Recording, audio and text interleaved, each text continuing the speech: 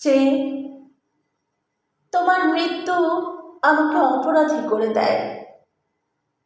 আমার ঠোঁট শুকনো হয়ে আসে, বুকের ভেতরটা ফাঁকা, আত্মায় অবিশ্রান্ত বৃষ্টিপতনের শব্দ, শৈশব থেকে বিষণ্ণ দীর্ঘশ্বাস।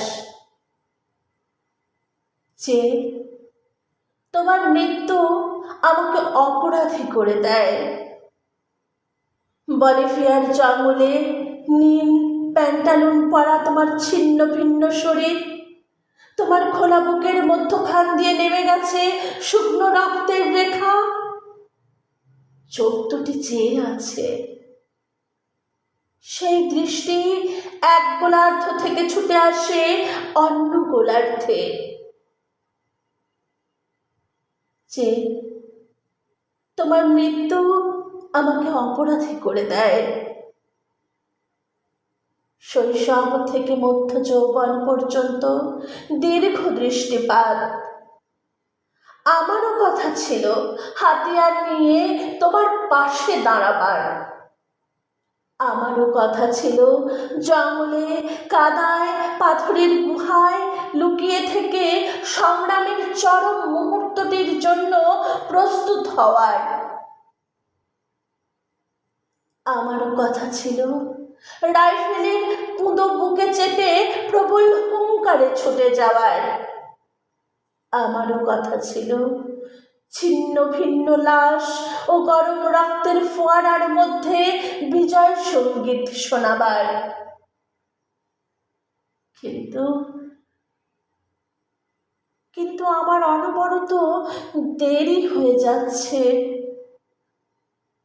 এতকাল আমি একা, আমি অপমান সয়ে মুখ নিচু করেছি, কিন্তু আমি হেরে যাইনি, আমি মেনে নিইনি। আমি ট্রেনের জানালার পাশে, নদীর নির্জন রাস্তায়, ফাঁকা মাঠের আলপথে, শ্মশানতলায়, আকাশের কাছে, বৃষ্টির কাছে, বৃক্ষের কাছে, হঠাৎ ওঠা ঘূর্ণিধুলোর ঝড়ের কাছে আমার শপথ শুনিয়েছি। আমি প্রস্তুত হচ্ছি, আমি সব কিছুর নিজস্ব প্রতিশোধ নেব। আমি আবার ফিরে আসব। আমার হাতিয়ারহীন হাত মুষ্টিবদ্ধ হয়েছে, শক্ত হয়েছে চোয়াল। মনে মনে মনে মনে বারবার বলেছি ফিরে আসব। যে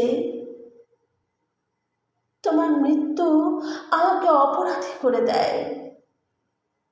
আমি এখনো প্রস্তুত হতে পারিনি, আমার অনবরত দেরি হয়ে যাচ্ছে।